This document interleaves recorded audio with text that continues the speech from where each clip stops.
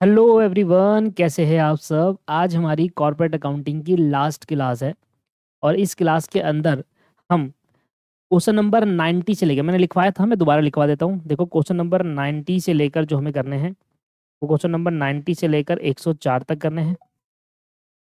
फिर previous lecture में लिखवाया था 167 से लेकर करने हैं 186 तक। बीच में ऑडिट के एमसीक्यू है। एंड लास्ट में 237 से लेकर करने हैं 240 तक। तो चार ये हो गया।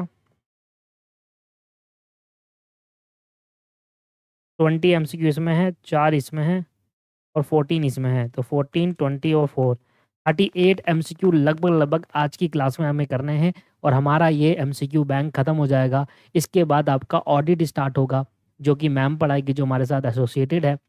ऑडिट के बाद ऑडिट साथ साथ चलता रहेगा। मैं ओएमएसएम स्टार्ट कर दूंगा आपका, ठीक है जी। ओएमएसएम में स्टार्ट कर दूंगा।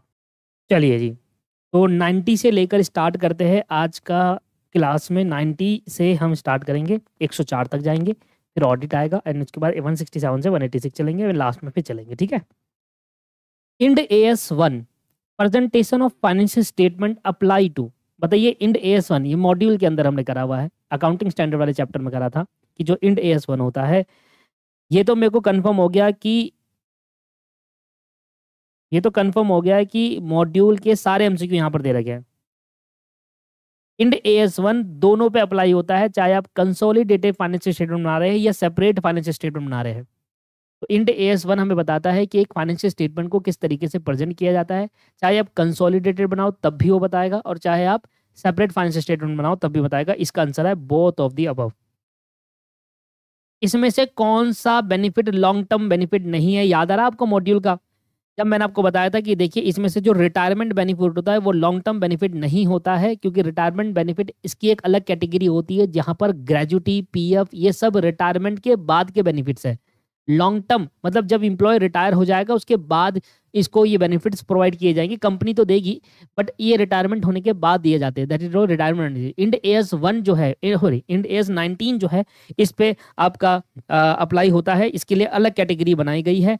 तो long term, other long term benefits के अंदर लॉन्ग टर्म डिसेबल बेनिफिट आता है, प्रॉफिट शेयरिंग एंड बोनस और डेफर्ड रेवेन्यूएशन आता है। पर जो रिटायरमेंट बेनिफिट है, इसके लिए इंड AS19 में अलग कैटेगरी बनाई गई है। ये अदर लॉन्ग टर्म बेनिफिट का पार्ट नहीं है, इंप्लॉय बेनिफिट का पार्ट होगा, ठीक है। इंड AS2 इन्वेंट्री कहां पर अप्लाई नहीं होता है? इंड AS2 इन्वेंट्री पे अप्लाई होता है। इन्वेंट्री पे अप्लाई होता है, फाइनेंशियल इंस्ट्रूमेंट में अप्लाई नहीं होता और बायोलॉजिकल एसेट में अप्लाई नहीं। वही सेम मॉड्यूल वाले एमसीक्यू है, बोथ 1 एंड 2।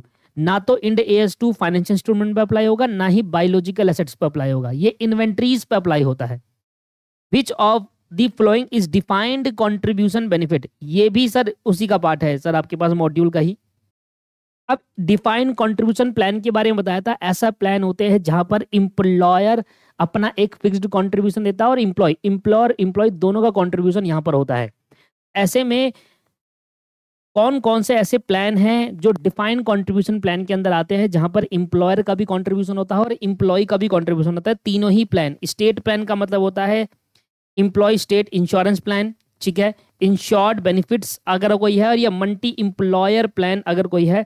ये तीनों के तीनों प्लान के अंदर इंप्लॉयर का कंट्रीब्यूशन भी होता है, जो कि फिक्स्ड होता है। इसी को डिफाइंड कंट्रीब्यूशन प्लान कहा गया। All of the above will be the right answer. भैया, एक ऑर्डिनरी शेयर है 1 लाख रुपए के, ठीक है। एक ऑर्डिनरी शेयर है 1 लाख रुपए के, 1 रुपए के हिसाब से 10% प्रेफरेंस शेयर पे डिविडेंड देते हैं हम। 2 लाख रुपए का प्रेफरेंस शेयर है, 10% के हिसाब से 20,000 रुपए का हमने डिविडेंड दे दिया प्रेफरेंस शेयर वालों को। प्रॉफिट आफ्टर टैक्स दे रखा है 10 लाख रुपए।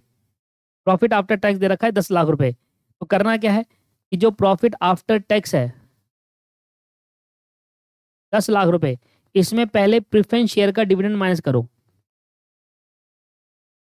20,000, ये आ जाएगा 9,80,000। अब ये सारा का सारा प्रॉफिट किस पे बटेगा? इक्विटी वालों पे बटेगा। अब निकालेंगे अर्निंग पर शेयर। 9,80,000 और टोटल इक्विटी शेयर हमारे पास कितने हैं? 1 लाख। 1 लाख, 1 लाख इक्विटी शेयर वालों को 9,80,000 पे करने हैं, तो 9.80 पर शेयर पे डिविडेंड इनको मिलेगा। एक शेयर पे 9.80 रुपये मिलेंगे। ये आपका आंसर है। The expected sale value of rupees the expected sale value of stock is 20 lakh rupees and the commission is 10% on sale is payable to the agent. What is the net realisable value? देखिए, net realisable value के बारे में मैंने आपको समझाया था जब मैं आपको पढ़ा रहा था।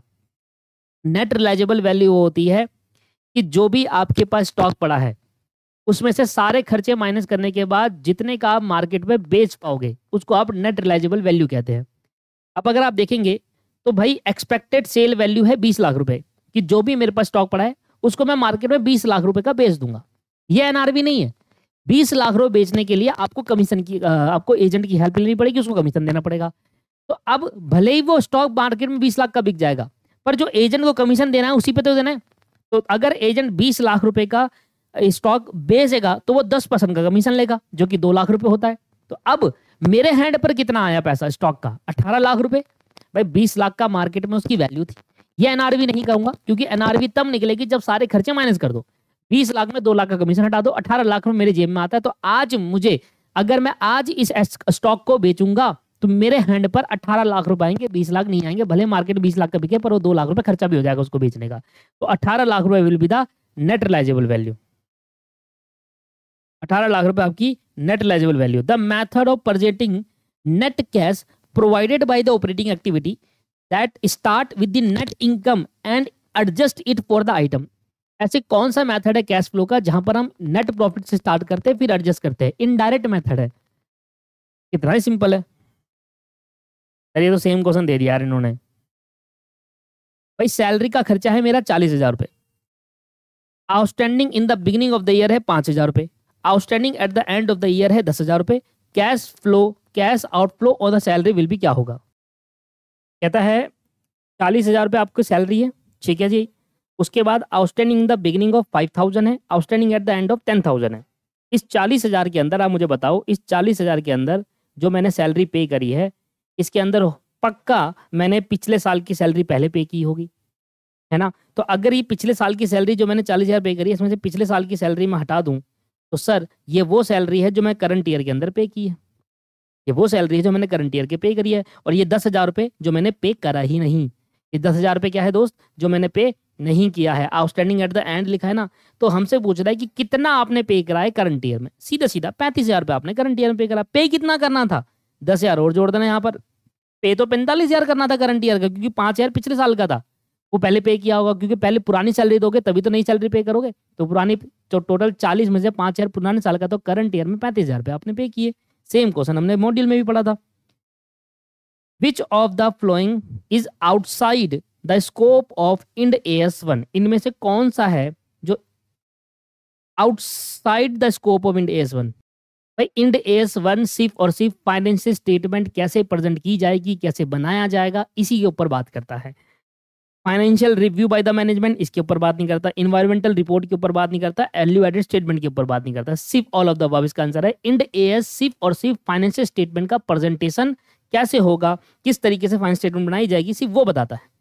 इसमें से which of the following is include in the cost of inventory as per Ind AS 2? इसमें से कौन सा कॉस्ट ऑफ इन्वेंट्री का पार्ट है?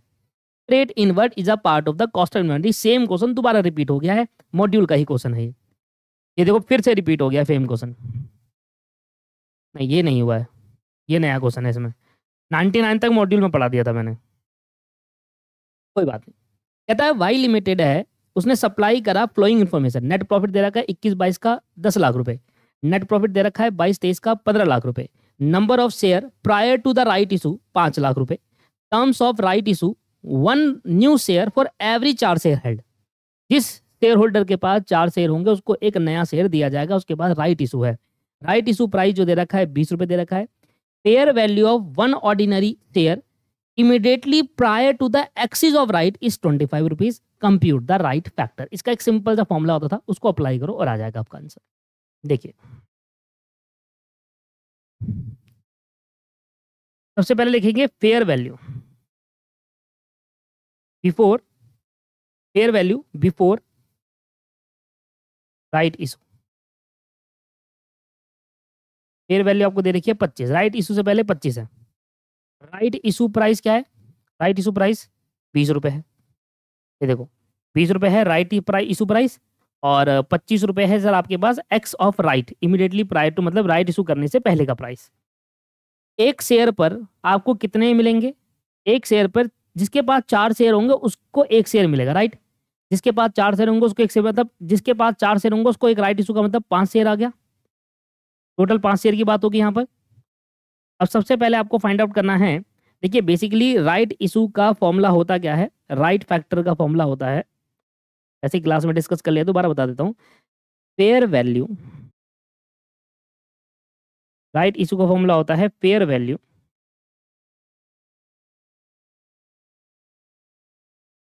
Before rights divided by theoretical x right price. अब फेयर वैल्यू बिफोर राइट तो आपको दे रखा है ₹25, ये तो आपको दे रखा है, पर थ्योरेटिकल एक्स राइट प्राइस क्या होगा? थ्योरेटिकल एक्स राइट प्राइस, इसको निकालने के लिए आपको क्या करना होता है कि आपके पास अगर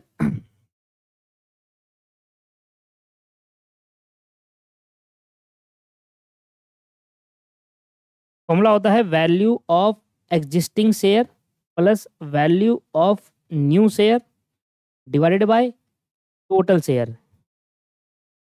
सर हमारे पास एग्जिस्टिंग शेयर कितने थे? 4, उनकी वैल्यू निकालने के, एक शेयर कितने का है? ₹25 के हिसाब से। न्यू शेयर कितना है? हर 4 के बदले में 1 दे रहे हो, एक शेयर की वैल्यू कितनी है? ₹20 न्यू के हिसाब से, डिवाइडेड बाय टोटल शेयर कितना है? 5।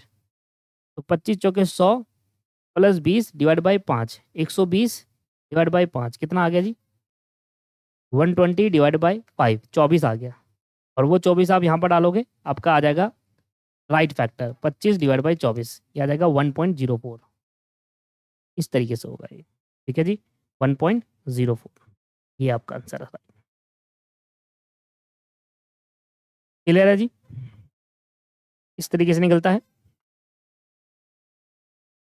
पहले कितने शेयर थे उसका पहले का प्राइस, ठीक है, right share into right share का प्राइस, ऐसे होता है। पहले कितने शेयर थे? 4, हर 4 के बदले में 1 दे रहा हूं, तो 1 है राइट शेयर और ये 4 है एग्जिस्टिंग शेयर। एग्जिस्टिंग शेयर में एग्जिस्टिंग वैल्यू लगेगी ₹25, और जो नया शेयर दे रहा हूं उसको मैं राइट शेयर की वैल्यू, राइट शेयर प्राइस दे रखा ना, राइट इशू प्राइस, कि एक शेयर जो आप इशू करोगे वो ₹20 का इशू करोगे, हर 4 के बदले में। 4 शेयर कितने के थे? ₹25 के हिसाब से थे। इस तरीके से कैलकुलेट होता है।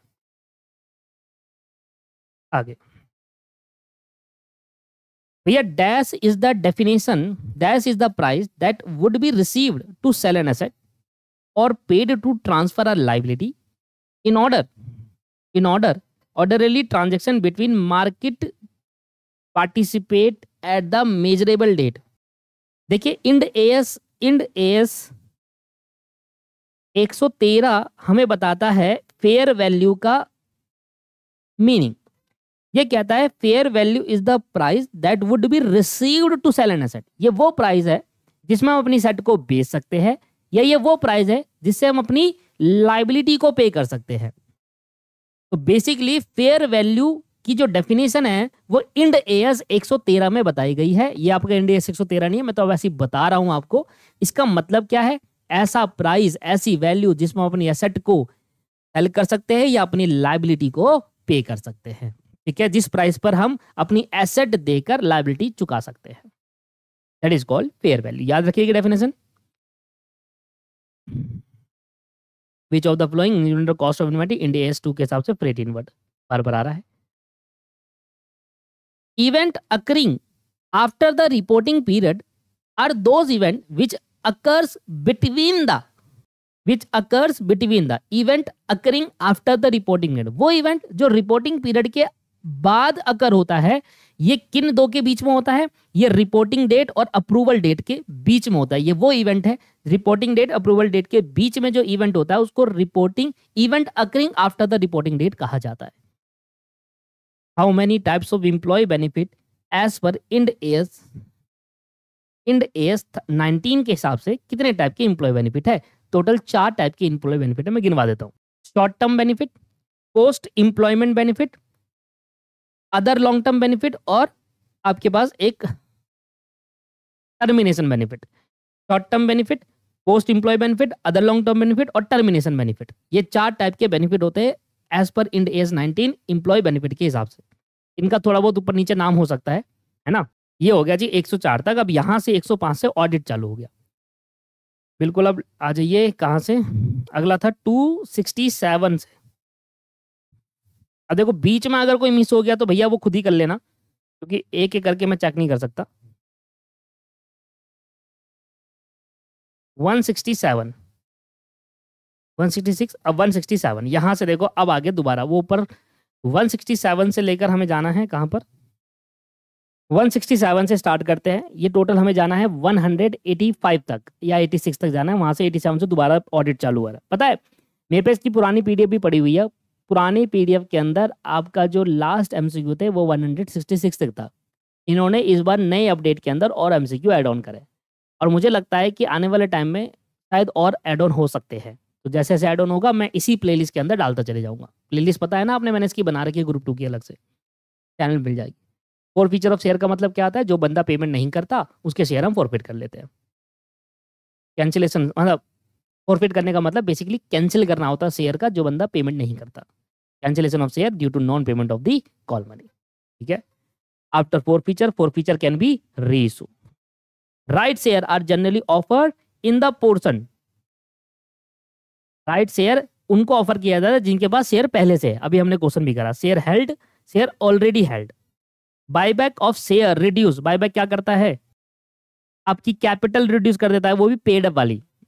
पेड अप कैपिटल रिड्यूस करेगा, ऑब्वियस है भाई, हमारे पास पेड अप कैपिटल शेयर से ही हम लायबिलिटी इंक्रीज करते हैं, दोबारा शेयर खरीदेंगे तो वो रिड्यूस हो जाएगी। ये तो बहुत सिंपल सिंपल क्वेश्चन दे दिया यार इन्होंने, छोटे छोटे थे। अब आ जाता है, a company announce bonus share in the ratio of 2:5।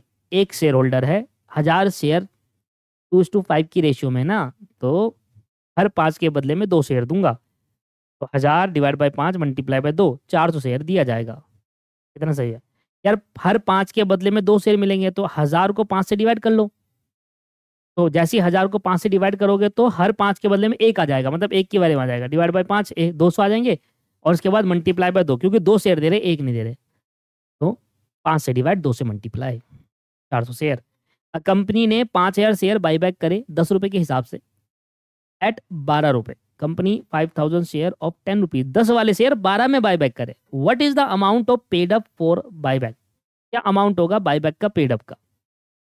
भाई अगर 5000 शेयर बाईबैक करे और एक के बदले में आपने 12 रुपये पे करे, तो आप टोटल कितना पे करोगे, 60,000 रुपये, सीधी सी बात है।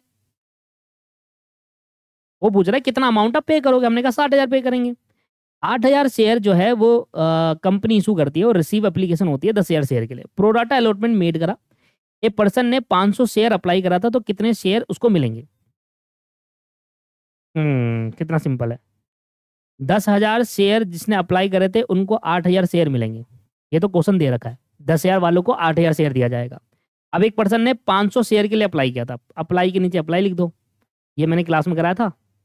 ये इसके लिए बहुत सारे जने फॉर्मूला बताते हैं, हम फॉर्मूला नहीं बताते, हम मैथ लगाते हैं इसमें। अप्लाई अलॉटेड कहने का पर्पज ये है कि देखो 10,000 शेयर हमने अप्लाई करे थे, अगर 10,000 शेयर होल्डर अप्लाई करेंगे तो उनको सिर्फ 8,000 शेयर ही अलॉट होंगे। अब किसी पर्सन ने मिस्टर ए ने 500 शेयर अप्लाई करा, तो उसको कितना अलॉट होगा, एक्स। क्रॉस मल्टीप्लाई कर दो, एक्स की वैल्यू निकाल दो, एक्स उधर चले जाएगा, ये हो जाएगा 10,000 एक्स, और ये 8,000 मल्टीप्लाई बाय 500, एक्स की वैल्यू नीचे आ जाएगा 8,500 डिवाइड बाय 10,000, 4 जीरो से 4 जीरो कट गई, 50 को 8 से मल्टीप्लाई करूंगा, एस की वैल्यू 400 आ गई। तो अगर कोई पर्टिकुलर पर्सन 500 शेयर अप्लाई करता है तो उसको 400 शेयर अलॉट होंगे। एक कंपनी है जिसने 5,000 शेयर इशू करे हैं 10 रुपये के हिसाब से, प्रीमियम 2 रुपये ले रहा है। Total amount security premium is equal to received 5 दूनी 10, 10,000 रुपये। यार ये तो यार ऐसे क्वेश्चन तो नहीं डालने चाहिए थे भैया। Employees granted 1,000 stock option at 60 रुपये, मार्केट प्राइस टाइम एक्सरसाइज 100 रुपये, what is the total gain to the employee. भाई मार्केट में एक शेयर का प्राइस 100 रुपये है और हम उसको एम्प्लॉय को, अपने एम्प्लॉय को 60 रुपये का दे रहे हैं, तो 1000 शेयर हमने अपने एम्प्लॉय को दिए, तो 40 रुपये के हिसाब से एम्प्लॉय को गेन हो गया। मार्केट में खरीदते हैं तो 100 का मिलता, हम आपको 60 का दे रहे हैं, तो 40 का फायदा हुआ ना। तो 1000 शेयर पे कितना फायदा हो गया एम्प्लॉय को, 40,000 रुपये का। प्रेफरेंस शेयर आपको दे रखा है 1 lakh, are redeem at a premium of 5%। What should be debited to security premium if available.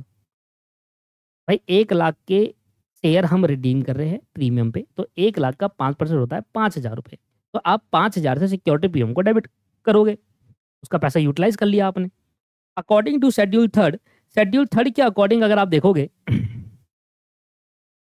Schedule third के अकॉर्डिंग देखोगे तो which of the following is classified under current asset. Current asset के अंदर कौन कौन सी एसेट्स आती है? इन्वेंट्री। करंट एसेट वो एसेट होती है जिसको हम 1 साल के अंदर अंदर कैश में कन्वर्ट कर देते हैं।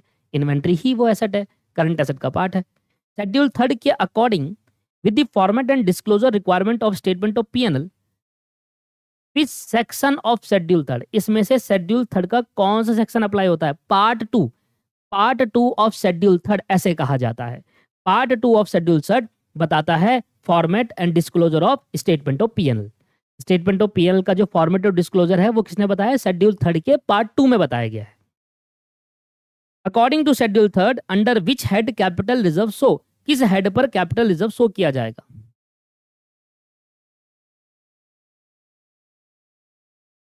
अच्छा, ऊपर वाला नहीं पढ़ाया मैंने। Which of the following expense is show separately in the statement of P&L in schedule third. Statement of P&L के अंदर कौन सा ऐसा खर्चा है जिसको सेपरेटली दिखाते हैं? आप फॉर्मेट याद है? अगर आप फॉर्मेट देखोगे तो उसमें एक एम्प्लॉय बेनिफिट था, है ना, एक ट्रेड करके कुछ था, स्टॉक वगैरह था, और एक आता था डेप्रिसिएशन एंड अमोर्टाइजेशन। ये सेपरेटली दिखाया जाता है ना? अरे फॉर्मेट खोल के देखो, डेप्रिसिएशन अमोर्टाइजेशन एक्सपेंस सेपरेटली दिखाया जाता है स्टेटमेंट ऑफ P&L के अंदर। कैपिटल रिजर्व कहां पर शो किया जाएगा? शेयर होल्डर फंड, इक्विटी, उधर शो किया जाता है कैपिटल रिजर्व। लो जी, एक कंपनी है जिसकी इन्वेंट्री दे रखी है आपके पास 1.5 लाख रुपए, ट्रेड रिसेबल है 2 लाख रुपए, कैश एंड कैश इक्विवेलेंट है 50,000, प्रीपेड एक्सपेंस आपको दे रखा है 10,000, short term loan and advance दे रखा है 40,000। What is the total amount classified under current asset in the balance sheet. Current asset का पार्ट होता है इन्वेंट्री, करंट एसेट का पार्ट होता है ट्रेड रिसीवेबल, ठीक है। करंट एसेट का पार्ट होता है inventory, trade receivable, cash and cash equivalent तो पार्ट है ही, प्रीपेड एक्सपेंस पार्ट है। क्या बात है, सारे करंट एसेट के पार्ट होते हैं क्या? 1,50,000 प्लस 2,50,000, 10,000, 40,000, 4,50,000, सारी करंट एसेट के पार्ट है। इन्वेंट्री है, ट्रेड रिसीवेबल है, कैश एंड कैश इक्विवेलेंट है, प्रीपेड एक्सपेंस है, short term loan advances. Current asset का मतलब वो एसेट जो 1 साल के अंदर अंदर कैश में कन्वर्ट हो जाए। ये सारी एसेट है जो 1 साल के अंदर कैश में कन्वर्ट हो जाएगी। करंट लायबिलिटी बताना है आपको। करंट लायबिलिटी में विद इन 1 ईयर आप पे कर देते हो, वो लायबिलिटी करंट होती है, जैसे कि 1 लाख रुपए, ठीक है। अब जैसे लॉन्ग टर्म जो बोरोइंग्स है वो करंट लायबिलिटी नहीं है। 1 लाख रुपए ये है current maturity of long term debt, जो लंबे समय की उसकी करंट मैच्योरिटी आपको दे रखी है 80,000 रुपये। इसके बाद आपके पास आ जाता है जो प्रोविजन फॉर टैक्स है, जो टैक्स आप हर साल पे करते हो, it is a part of the current liability 50,000, it is a part of the current liability 50,000। तो 1,50,000, 1,50,000 और 2,30,000 रुपये, ये आपका आंसर है 2,30,000 रुपये। सिंपल सिंपल है यार ये तो। लॉन्ग टर्म बोरोइंग को छोड़ के बाकी सबको जोड़ना है। Cash flow from which of the following activity include receipt from sale of the goods and service. अगर मैं कोई गुड्स और सर्विस को बेचता हूं, जो मेरा मेन काम है, उससे अगर मुझे कोई रिसिप्ट होती है, पैसा आता है, it is a part of the operating activity. वो ऑपरेटिंग एक्टिविटी का पार्ट है, क्योंकि सेल और गुड्स खरीदना बेचना ऑपरेशन होता है ना, ठीक है। विच ऑफ द फ्लोइंग इज, अगर ये एसेट खरीदता बेचता है तो मैं इसको फिर क्या कहता है? इन्वेस्टिंग कहता। विच of the following is not include in a cash flow for from investing activity. Investing activity कौन सी है? अगर मैं कोई फिक्स एसेट खरीदता हूँ, इन्वेस्टिंग एक्टिविटी है। फिक्स एसेट बेचता हूँ, investing activity. Interest on loan, ये इन्वेस्टिंग नहीं है भैया, ये फाइनेंशियल एक्टिविटी है। एक कंपनी है जिसका नेट प्रॉफिट आफ्टर टैक्स है 7 लाख रुपए, डेप्रिसिएशन चार्ज करा है 1,20,000 रुपए का, इंक्रीज इन ट्रेड रिसीवेबल 40,000 है, डिक्रीज इन ट्रेड रिसीवेबल 30,000 रुपए। नेट देखो भाई, 7 लाख से पहले तो 1,20,000 वैसे लेस कर दो। क्यों भाई? क्योंकि 7 लाख में 1,20,000 आप क्यों लेस कर दो? क्योंकि वो नॉन कैश आइटम है। तो 5,80,000 आ गया नेट प्रॉफिट आफ्टर एडजस्टमेंट। अब मुझे बताओ, ट्रेड पेबल अगर डिक्रीज हो रहा है, मतलब हमने पे किया है, ट्रेड पेबल मतलब लायबिलिटी, लायबिलिटी 30,000 से डिक्रीज होगी, मतलब पे करा है, पैसा गया होगा, माइनस करेंगे 30,000। ट्रेड रिसीवेबल बढ़ रहे हैं, इसका मतलब क्या है? इसका मतलब मैं माल बेच रहा हूं पर पैसा रिसीव नहीं कर रहा। ट्रेड रिसीवेबल मतलब डेटर और बीआर होते हैं ना, माल बेच रहा हूं, डेटर बढ़ रहा है, पैसा नहीं आ रहा, तो मतलब जो पैसा मेरा आना था वो नहीं आया, मतलब ब्लॉक हो गया, ब्लेस होगा, माइनस 40,000, 5,10,000 रुपये आपका आंसर सही।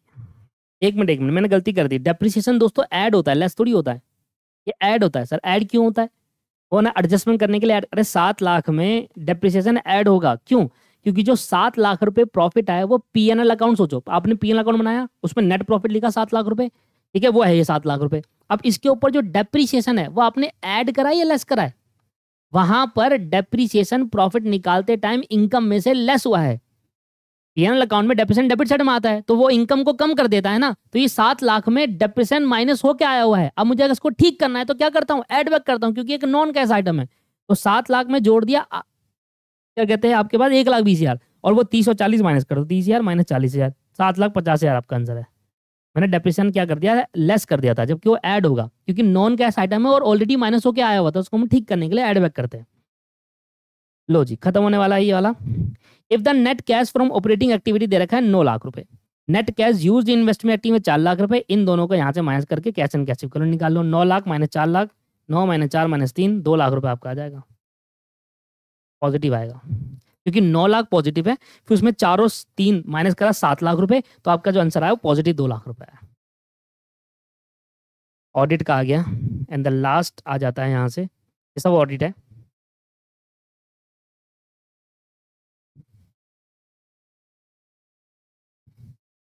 भाई ये इंड एएस आपने जो पढ़े है ना उसके बारे में बता रहा है कि एएस 16, इंड एएस 38, 33, 21 क्या है।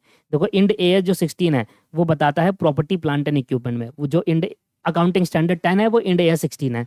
इंड एएस जो आपके पास 38 है वो आपको बताता है इंटेंजिबल एसेट के बारे में, याद कर लेना। इंड एएस 33 जो आपको बताता है अर्निंग पर शेयर के बारे में, ये तो हमने पढ़ाई था, हमारे सिलेबस का पार्ट है। और इंड एएस 21 आता आपको बताता है foreign exchange effect in change in foreign exchange में, this is the power part of the syllabus. ये तो इससे सिंपल और क्या ही होगा, ये हमारा सिलेबस का पार्ट है। तीनों का सबको बता दे, AS 16 plant and property equipment, AS 32 intangible asset, AS 33 earning per share, AS 21 the effect in the change of foreign exchange currency rate, जो भी आपके पास आता है ये है। तो यहाँ पर अब आपका कॉर्पोरेट अकाउंटिंग पूरा कंप्लीट हो गया है दोस्तों, अब कुछ नहीं बचा। अब और क्या करना है, अब हम स्टार्ट करेंगे नया चैप्टर, और ऑडिट वाली मैम से बोल दूंगा कि अब आप अपना ऑडिट का रिकॉर्ड करके हमें देते रहिए, हम अपलोड कर देंगे अपने इस प्लेलिस्ट के अंदर। तो नेक्स्ट क्लास होगी अब ओएमएसएम की, या ऑडिट भी डलता रहेगा, ओएमएसएम भी साथ साथ डलता रहेगा, क्योंकि टाइम कम है, सारा पढ़ाना है। ओएमएसएम में मैं आपको मिलता हूँ, ठीक है जी। Have a nice day, bye bye, take care. और अगर आपको क्लासेस अच्छी लग रही है तो शेयर करो, नीचे कमेंट करके अप्रिशिएट कर दो यार।